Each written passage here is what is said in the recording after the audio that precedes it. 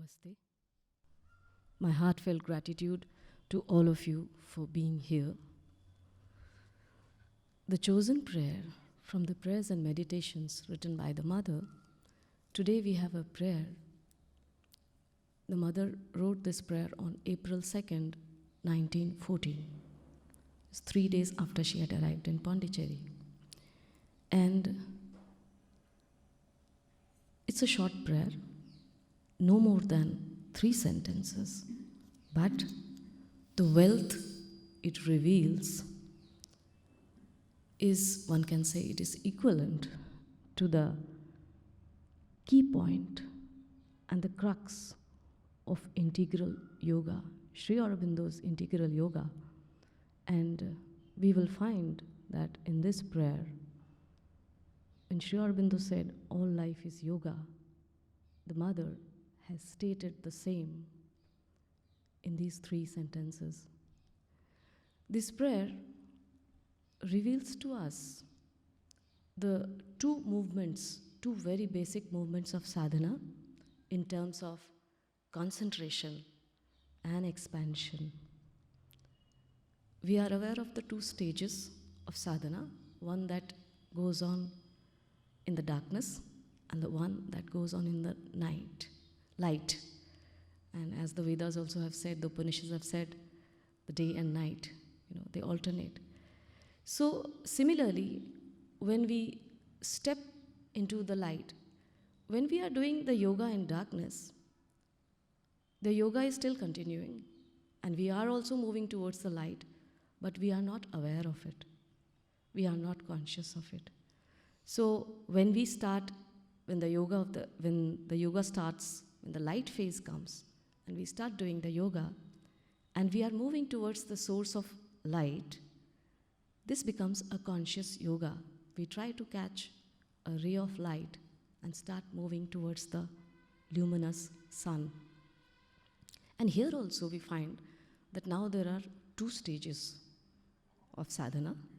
One is when the sadhana is intensely concentrated.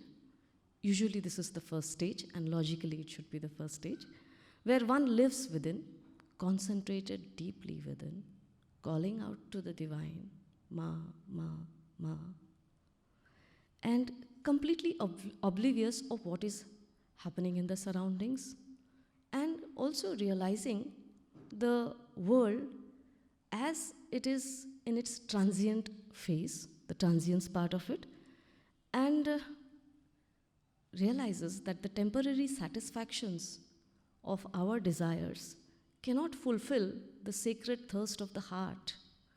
And this goes on for some time, and it should go on for some time, till there is an awakening, till there is a certain rending of the veil, as they say, and thereafter comes the next stage, that is the stage of expansion, when the consciousness starts moving towards the universal consciousness. So one enters more and more into work. Since the consciousness is now expanding, and as it expands, it starts taking everything and everybody in its circle, and it is no longer that this is mine, this is yours, this is hers. And so as like a container of water, it breaks and the water spreads. So it's like that. The consciousness starts overflowing and it starts encircling or starts moving towards the consciousness that is there in the others. And there is a certain kind of an addition that takes place. And we find that instead of doing I, we start doing, we say yours, let thine, thy, thou. That movement starts. Like Guru Nanak Dev Ji also, in his famous hymn, he said, Tera, Tera. The number 13 is called Tera in Hindi, which means Tera also means you, yours. So Guru Nanak Ji said, instead of doing Mera, Mera, instead of doing mine, mine, that 13 number is a symbol of saying Tera, Tera. everything is yours, everything is yours. So, all set patterns, when this stage of expansion, when we embark on this, when the stage of expansion comes, when there is a certain rending of the veil, and all set patterns and routines start dissolving somehow. It is good to have a routine. It is good to have a routine initially, have set timings for meditation, for prayers, for chanting.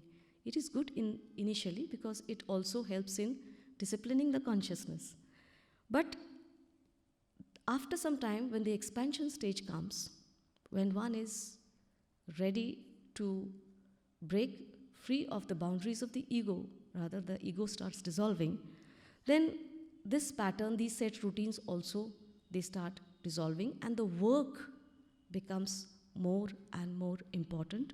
Work that is going to bring in collective consciousness. So how does one operate at this time? If we see the lives of very senior disciples in Pondicherry, Navjat Bhaiji he was called. So when he was undergoing this stage of expansion, he had already attended very early in his life by the grace of the mother. So everything for him became yoga. Even if when he was waiting for somebody to come and meet him, even that became very yogic for him.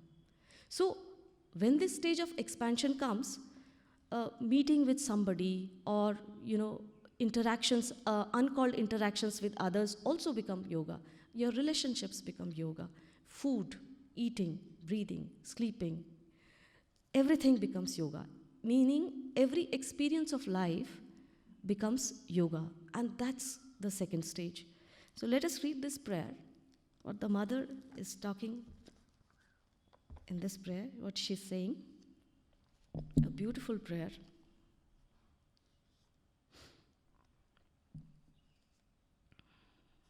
April 2nd, 1914. Every day when I want to write, I am interrupted as though the new period opening now before us were a period of expansion rather than of concentration.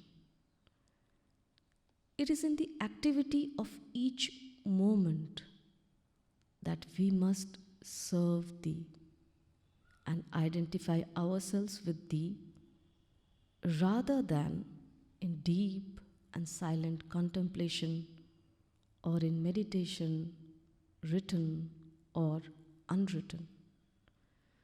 But my heart does not tire of singing a hymn to Thee, and my thought is constantly filled with Thee.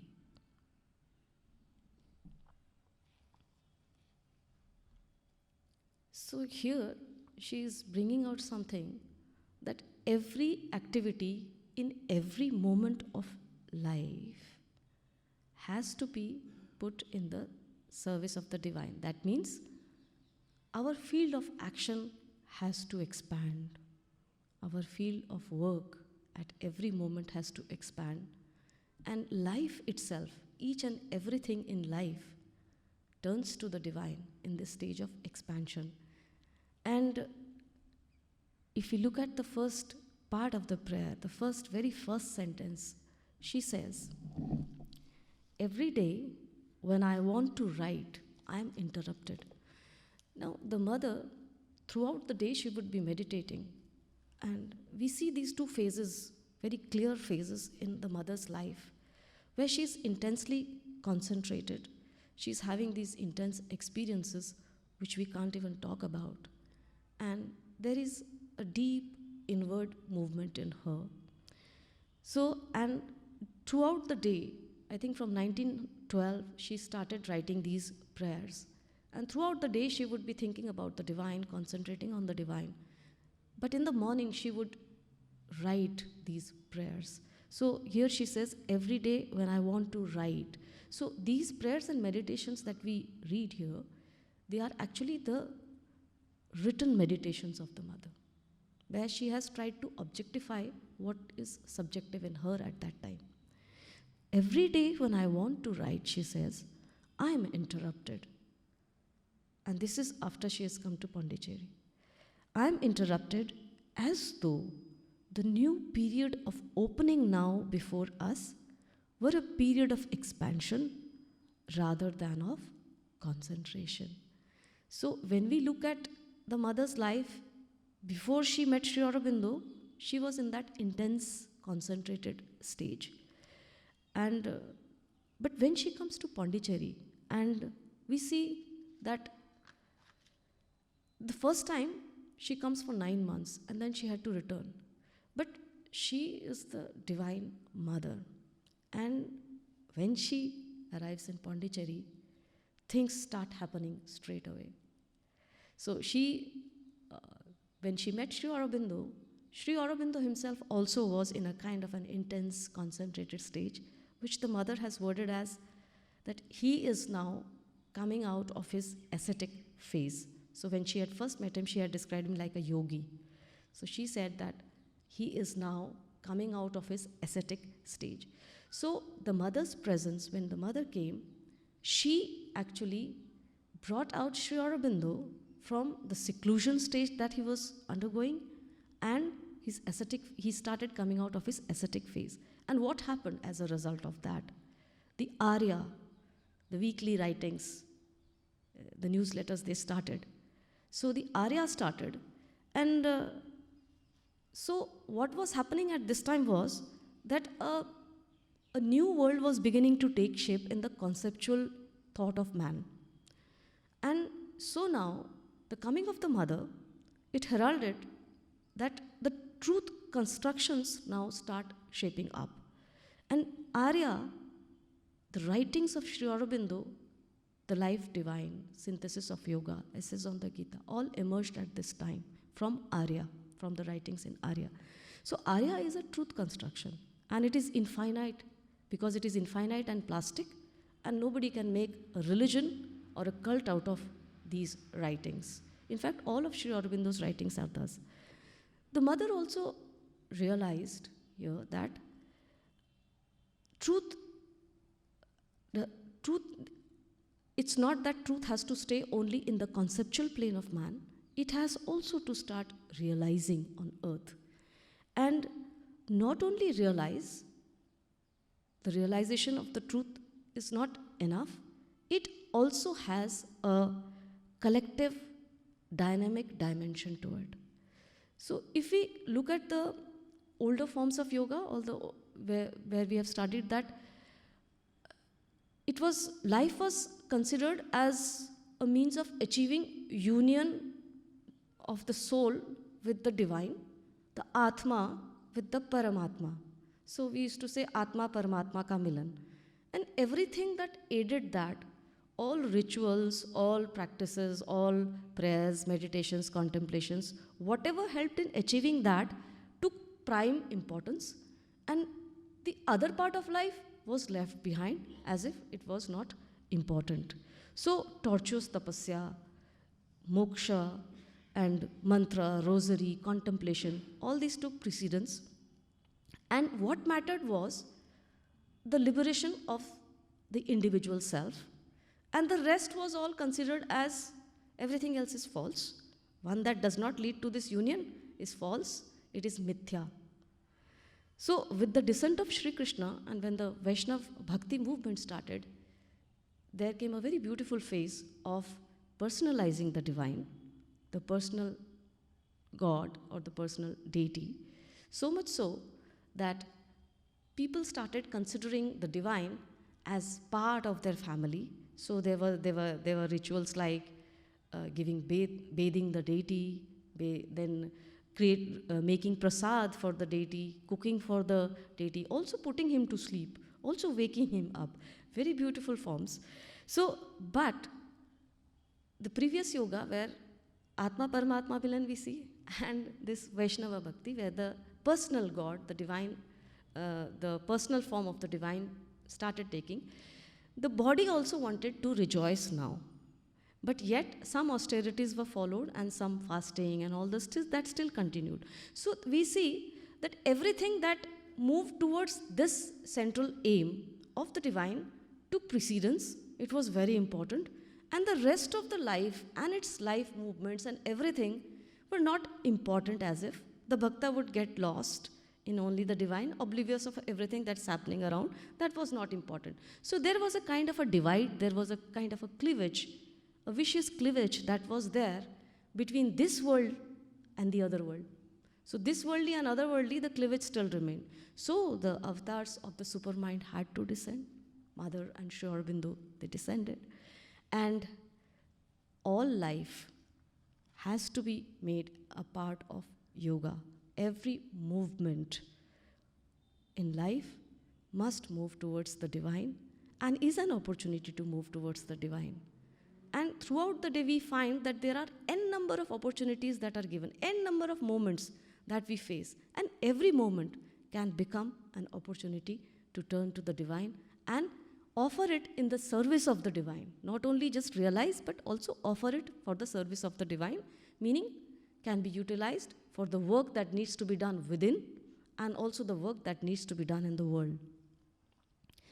Every day, Mother says, every day when I want to write, I am interrupted, as though the new period of opening now before us. She realized that the new creation is just round the corner, and immense work had to be done. So opening now before us were a period of expansion rather than of concentration. And then she goes on to say,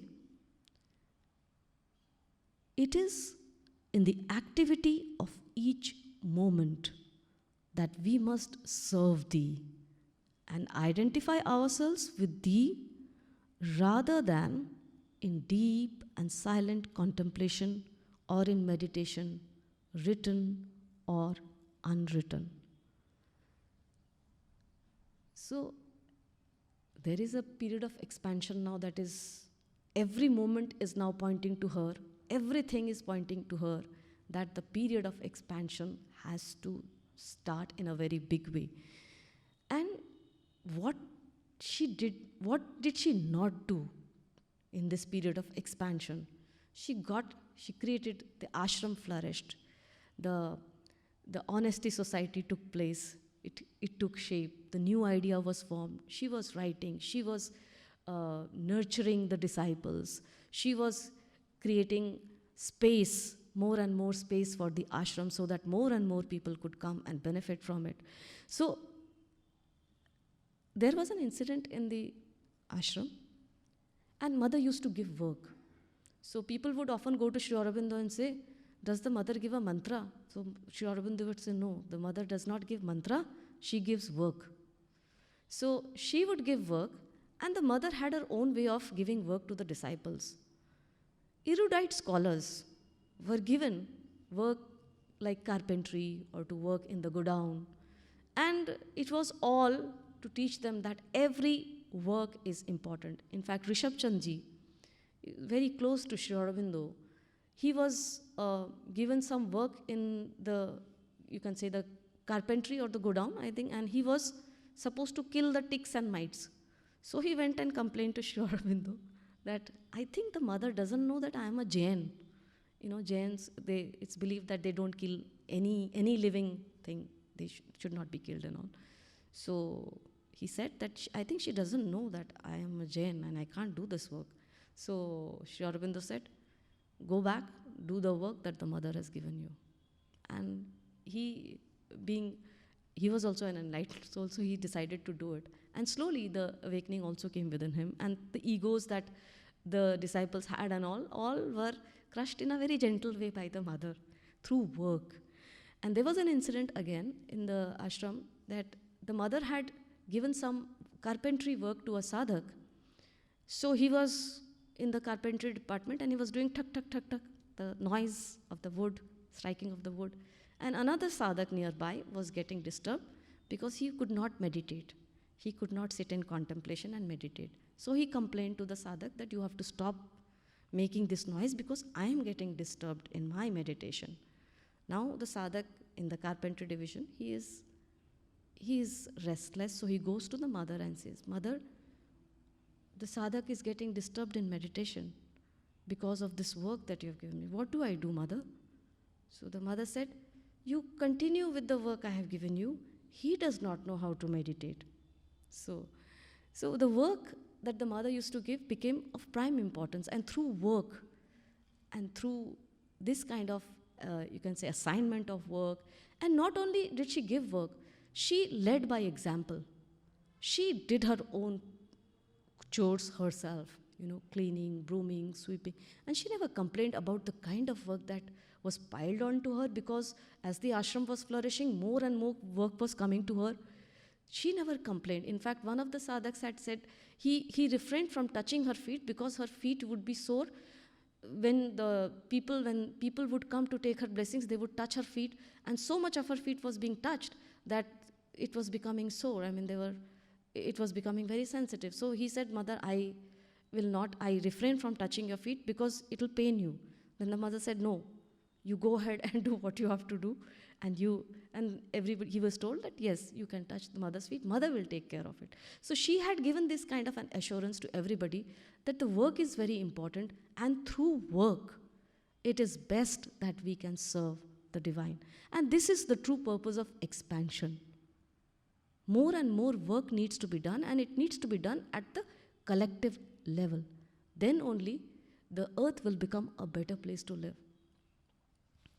So every day, somebody coming unannounced to our house, or we meeting some problems, or every day countless moments are given to us like this, where we can turn these moments by offering it to the divine and realizing. Like, there is a story, it talks about when the dissolution of there is a king, and he asks 3 questions. What is the best time? First question. He asks all his subjects to find the correct answer.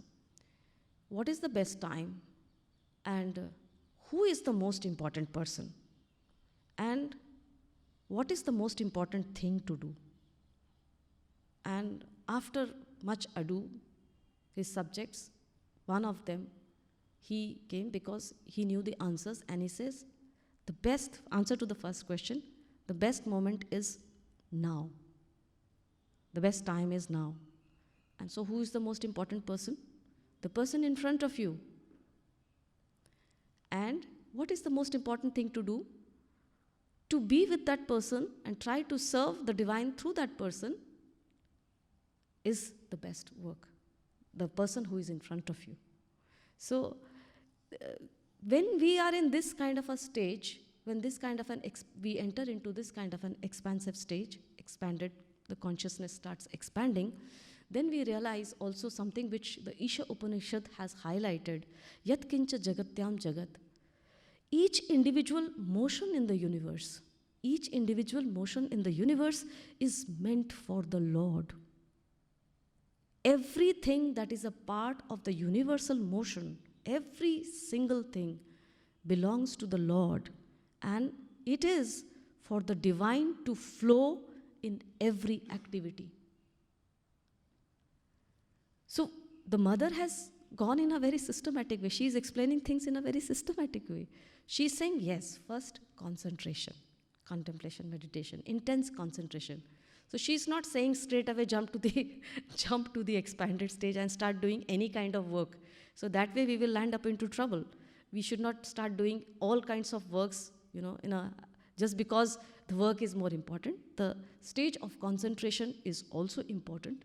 And therein, after this stage, the opening comes, the rending of the veil happens, and then automatically there will be an expansion of the consciousness, moving towards the union with the universal consciousness. So when we start, basically what is happening is that the ego boundaries are getting dissolved. The boundaries remain, but like initially a person falls in love, okay? So boyfriend and girlfriend, then they decide to get married. So there are more members now, they have children. So they have more people to love and care for. And then slowly the children around, the families around these, so when they start living, the surrounding people also start becoming important, and the family grows and grows and grows. Finally, what happens? The whole world, everybody in the world comes under that boundary, inside that boundary. So where is the boundary now? So that's what is meant by dissolution of the ego. So first, one has to go through this stage of intense concentration, and then the expansion happens. But oh, somebody told the mother, Mother, every time, every moment we have to do work and we have to go on offering seems like a tremendous amount of work. This work is difficult, it's exacting, it's demanding, because there is a total addition of every part of the being to be there in every moment and offer it to the divine. So the work seems very vast and the work seems very difficult. But in the same prayer, the mother has given the assurance. She says, But my heart does not tire of singing a hymn to thee, and my thought is constantly filled with thee. So this is an assurance that the heart, whenever it wants, amidst the work also, it can sing a hymn to the Lord, praise, express gratitude. And what joy, what bliss is there when we do that. The expansion that is taking place, won't it become wider now? Because the expansion is already taking place and we are expressing gratitude and we are feeling joy. So time to time, we are also given these breathers and these windows where we can call out to the divine, where we can say, Ma, where we can say, Ma, I am a conscious being, this is your work. Or, Ma, thank you for giving me this work, thank you for being with me. So these are windows, these are breathers that are given to us, and these windows are no ordinary windows, they are the windows to the infinite. Because you are calling, reaching out to the infinite through that window. And how beautiful then moments turn. How beautiful the work becomes when it is being done for the divine. The mother, she has said something very beautiful. And she said, how beautiful, simple, calm, luminous, and grand everything becomes when our thoughts turn to the divine. How beautiful, simple, calm, luminous, and grand everything becomes when our thoughts turn to the divine. So she says, the heart and her thoughts are singing the praise of the Lord, are thinking of the divine, are offering everything to the divine. And interestingly, I heard Alokda equally say about the same quotation of the mother, how beautiful, simple, luminous, and grand everything becomes when our thoughts turn to the divine. And he happened to mention, which I'll share with you now, he said, how miserable, depressing, tiring, exhausting, impoverished our life becomes when we turn it around ourselves. So it was an interesting thing I heard, so I thought of sharing it. So let us read the prayer once more.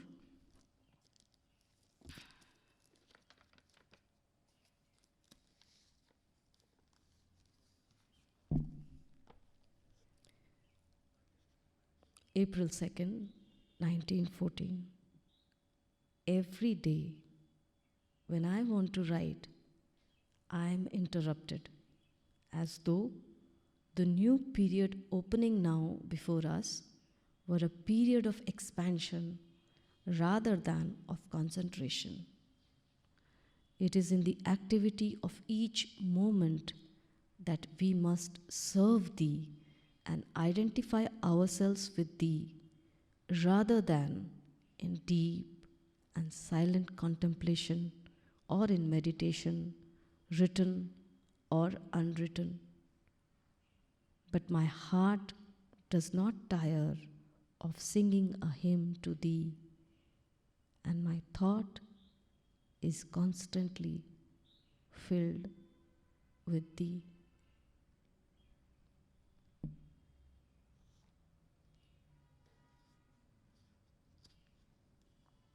When I read this prayer n number of times, a thought also struck me that when we are offering everything to the divine and we are putting everything in the service of the divine, automatically these two processes start happening. So we may be in the stage of expansion, but the stage of intense concentration and meditation, it happens automatically within. So the two, somewhere I felt that the two cannot really be two separate stages. From the intense concentrated stage, one moves to the expansion, expanded consciousness state. But there looks like that there is a third stage where both of them are happening together.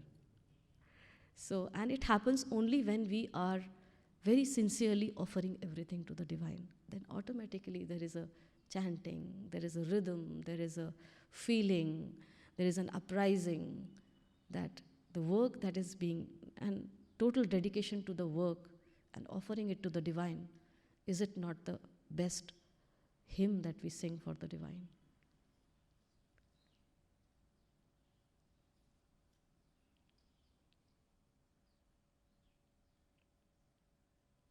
If anybody would like to share and reflect on the prayer and add on to the discussion.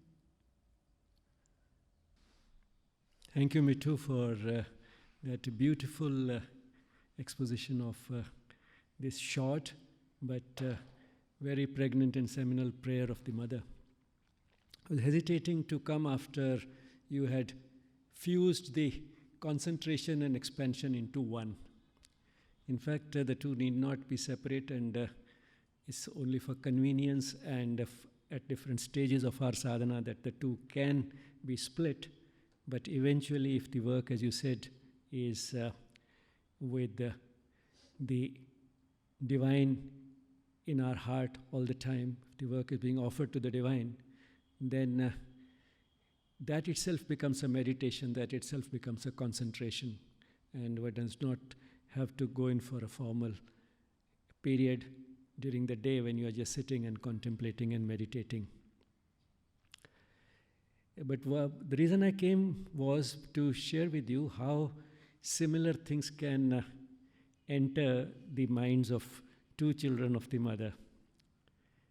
She said that when the Mother is talking of the period of concentration ending and the period of expansion now beginning, she said that one can see in it the beginning of what came a few months later, that is the publication of Arya.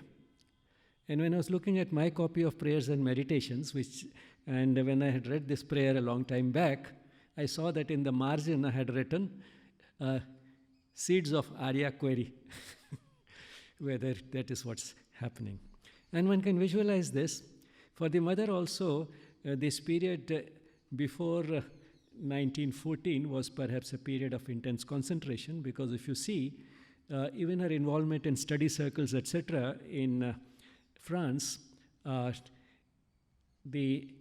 some gist of which we get from the words of long ago, you find that there is not too much of it after her husband visited Pondicherry in 1910. So probably after he went back with the news that he had met Sri Aurobindo, and now that they'll be going to him together after 4 years in 1914, probably that was the period when she was once again going through a phase of intense concentration, and that is the period which she could now see was coming to an end in 1914 after she had arrived in Pondicherry on the 29th of March. So she could see that that period of intense concentration is now about to give way to an expansion. And one can visualize she and Sri Aurobindo and Paul Richard discussing how they could launch a journal which would bring together the religious and spiritual traditions of the world. And these discussions, I can visualize, would have gone on for a few months, and then they would have decided on an auspicious date on which the first issue would come out. And the date decided was the 15th of August 1914, that is Sri Aurobindo's birthday that year, and that was when the first issue was launched. And this went on for 6 years. Now this was an expansion of another sort, because Sri Aurobindo also had been in a period of intense concentration from 1910 to 1914. He had written quite a bit. Some of it was not published while he was still in the physical. Some of it, a little bit was published here and there. But now we find that he had been writing even during that period, not too much, but that's what we have available in the form of the Essays Divine and Human, one volume in the complete works of Sri Aurobindo, is what he had been writing in the form of essays during that period from 1910 to 1914. But then there was not much. But then by now he had reached a stage when he just needed a little trigger to fulfill that promise which, or that mission with which he had been charged in prison in 1908 to 1909, that your mission is to give to the world that wisdom which only you can give. And now it just needed a trigger for him to do that. And that trigger came in the form of the mother in 1914 when she came to Pondicherry. And we find that in April 1914, she's already looking at an expansion of the type that Sri Aurobindo could accomplish. And after providing that trigger in 1914 and seeing the first issue out on the 15th of August 1914, the mother and her husband, they both had to leave because of the First World War on the 22nd of February 1915. That is just one day after the mother's birthday in 1915. So her total stay was less than a year. But during that 1 year, she visualized this expansion, provided the trigger. The expansion started in the form of Sri Aurobindo launching the Arya, and that's how he reached out to the world through the Arya, and that is what we have now available in the form of some of the major works of Sri Aurobindo. They've all been compiled from the Arya by putting together articles on the same theme together in the same sequence in which they appeared in the Arya. For example, all the articles that he wrote on yoga have been put together in the same sequence in which they appeared in the Arya, and that's how we got the synthesis of yoga, and so on. And that's how we got also the essays on the Gita, the foundations of Indian culture, and the life divine, and the human cycle, the ideal of human unity. That's how we got all those. So that was one type of expansion. But then Sri Aurobindo started visualizing, by the time he was about to wind it up in 1920, that now he has written enough of a base has been created, the theoretical background for how yoga can be brought into everyday life in the modern world, that base has been created. Now we need a community. Now we need to give it a practical shape. And as if the two were working together all the time without the world realizing it, just at the right moment, the mother came back again in 1920, and that was sort of the beginning of that new phase of expansion. But then it seems that the mother once again needed another period of concentration of another type, and that's how this expansion on the outside had to wait another 6 years. So the community started forming, the numbers started growing from 5 to 25, even that was an expansion in a way.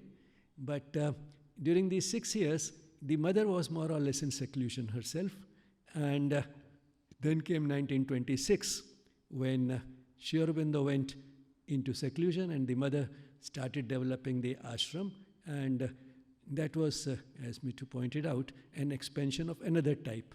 So while from 1914 to 1920, when Sri Aurobindo was writing, that was an expansion by creating the base, the philosophy, the guidelines, the blueprint, one might say, for how the work could expand in the outer world, how a new model could be created for how spirituality can be brought into everyday life through the Pondicherry ashram. So that base was created from 1914 to 1920. That was one type of an expansion. Then from 1926 onwards began yet another type of expansion with the formal beginning of the Sri Aurobindo Ashram Pondicherry, the mother taking charge of it and establishing a school there in 1943. And the result was that by the time she left the body in 1973, the Pondicherry Ashram had grown, Sri Aurobindo Society had been launched, which now has branches all over the world, and Auroville had been created in the form of an international township in 1968. So all this expansion, enormous expansion within this relatively short period of just about 50 years, less than 50 years from 1926 to 1973 took place. But then Sri Aurobindo was also busy with another type of expansion, which was not so visible. The mother gave a practical shape to his philosophy, which was created for the world. For themselves, it was already there. We can see it even in the words of long ago. The mother had the same philosophy, even before 1914. But for the world, the one type of expansion in the form of this literature took place in 1910 to 1914. Then another type of expansion in the form of this ashram at Pondicherry and Auroville from 1926 to 1973 when the mother left her body. And of course, the work continued even after she was not physically there. The work is continuing. And Sri Aurobindo from 1926 through 1950, when he was in the physical but in seclusion, that he was busy with another type of expansion through his inner work. The mother was doing it visibly. In the outer work, he was doing it within to create the ground for the descent of the supramental, which would create a new type of world. So, creation of a new world through the rise in the average level of human consciousness was yet another type of expansion, an enormous expansion, which was in the form of an evolutionary leap, which was around the corner. Now, is that not an expansion of another type altogether? So that is what he was busy with, doing that inner work to create that possibility. And then he finally felt that that would happen anyway, and it would happen soon. But then for that, one of them had to leave the body. So he left the body in 1950. And then 6 years later, on the 29th of February 1956, the mother announced that yes, the supramental has descended on earth. The possibility for its manifestation on earth has been created. And now the manifest forms of that type of creation, which will change the world, has now begun. So that process will now begin, and more we'll find human beings at a higher level of consciousness who will change the world. And why I'm saying all this is because this is a special year. This year, this 29th of February comes only once in 4 years. The first time it happened in 1956, and now it's going to happen again in 2024. We'll have the supramental day, the celebration of the descent of the supramental on the 29th of February in 1956. So this year is special in that sense. Now, Sri Aurobindo and the mother started visualizing it more than 100 years ago. And this actually descent took place in 1956. While I mean a few hundred years, the mother had once said, will take for that to really become fully manifest. But then, do we see some signs of it today? In fact, the signs one can see, and it only needs sort of that sensitivity, that sort of perception, that positive attitude to be able to see those changes in spite of all that seems to be wrong with the world. That positive changes are now much more visible. On one hand, we find that several thinkers and spiritual teachers who have not even read Sri Aurobindo or the mother are talking in the same language, talking about the same thing. The evolution happening very fast now, and the level of consciousness rising, and that seems to be a trend. The world is moving away from all religions towards spirituality, which again is in the same direction. Then we find that more and more children are being born who are asking very deep existential questions at a very young age as age 3 or 4. They are asking those questions. Why am I here? How was it all created? Why did it all have to begin, this world? And by the time they are teenagers and they are thinking in terms of a career, they are not thinking in terms of a career which will give them a comfortable life in this world and give them the combination of wealth, power, prestige, and name and fame. That's not what they are looking for. They are thinking, can I do something for the world? So they are trying to think how I can combine making a living with doing something for others. That voluntarily accepting to earn much less if necessary, or if they're earning more, giving away a lot of their wealth so that they can make a difference to the world. Their number is growing. The number of NGOs which are coming up with one mission or the other, their number is growing all over the world. So it seems that the changes are visible, and of course the maximum hope lies in the children who are yet to be born, and we find more and more of those children being born, and these are the children that Sri Aurobindo has talked about in Savitri as the children who will be the sun-eyed children of a marvelous dawn, and because they'll have to bring about radical changes in the established world order, he said these will be the massive barrier breakers of the world. And we find that is what is creating also a lot of tension, because there is naturally, these children are trying to talk about things which seem completely revolutionary, which do not appeal to the intellect, because the intellect has a tendency to calculate things in terms of this type of a career, how much will you earn? So, that tendency is there in the intellect, it tends to calculate. These children are thinking in terms of what they will get in very abstract terms, in terms which the intellect can't understand.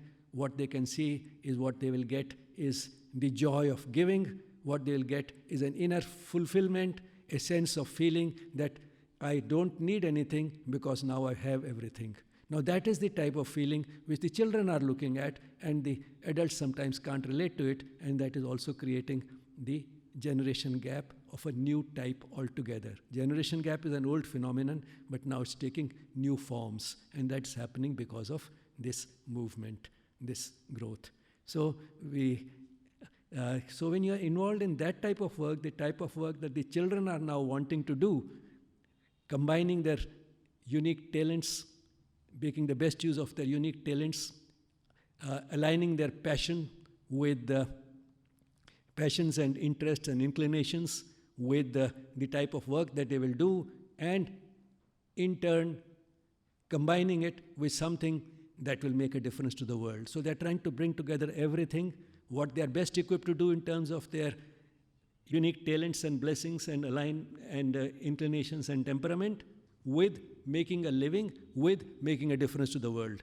Now that is the type of career now they are looking at, and when they do that, naturally one can see that we are in for much better times, a much better world. Thank you.